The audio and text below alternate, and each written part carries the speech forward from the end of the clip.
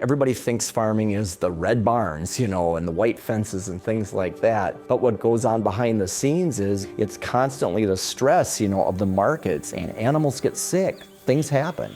We worry about drought. We worry about pricing. We worry about equipment. We worry about financing.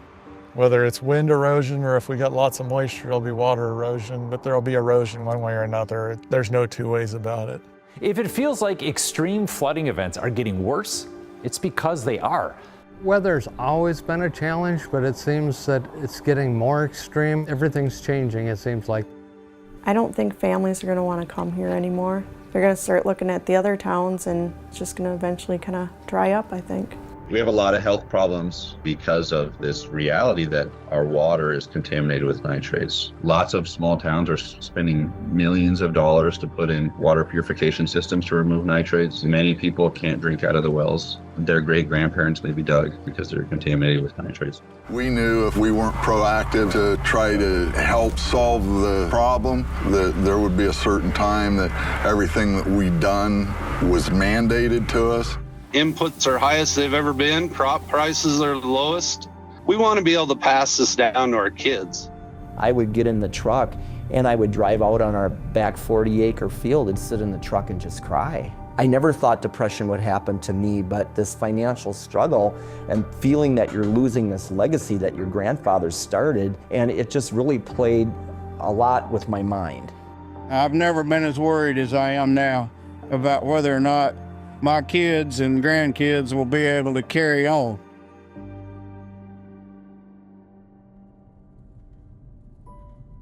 I think farmers on the whole, there's a reason they want to be farmers, and it's because they have that tide in the land. It's part of your soul.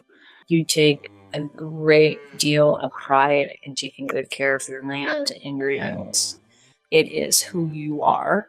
Farmers have to take care of what we have today to have the opportunities for tomorrow. I hope that when I leave this world that my farms are better than when I got them.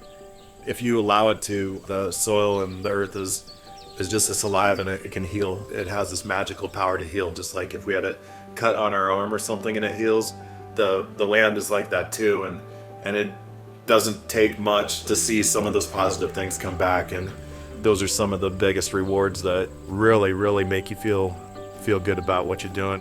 When the heavy torrential rains come, we do not have as serious a runoff maybe or erosion as others. The whipping winds like we just recently experienced, again, those soils are protected. The no-till's a no-brainer. How somebody put it, it's a scab. When you and I get a scab and you open it, it's the exact same thing. Every time we open up the soil, it just oxidizes. Once we brought the pigs in, we cut our commercial fertilizer bill by about 70%. And then we've seen a great response in both crops. We've seen it on the corn side of about 20 bushels to 25 bushels pretty consistently. And then on the soybeans, usually that 5 to 10 bushels an acre.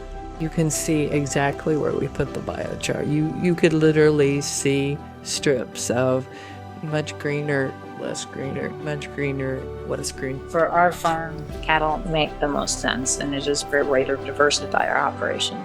And that way we don't have everything all in the cropping side.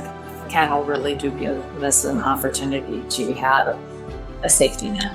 Walking around like our farm place, just you go around the back and you can hear the pheasants calling all through the field. It's all the kind of diversity that you see and just the way that makes you feel, that's really powerful. When I talk regenerative ag, there's always kids that just light up because they're thinking about all the colors and creativity, and it brings hope back into agriculture, and it's attractive, and young people can envision themselves being a part of that. They will come back to rural and love the rural way of life. It's a beautiful vision of the future. It's an attainable vision. The biblical principle of tithing. We try to give 10% back reinvest in soil every year. Now, does that work every year? No, it's pretty tough. But if we look back every year that we invest in that soil, and when you have tougher years, it's going to do better.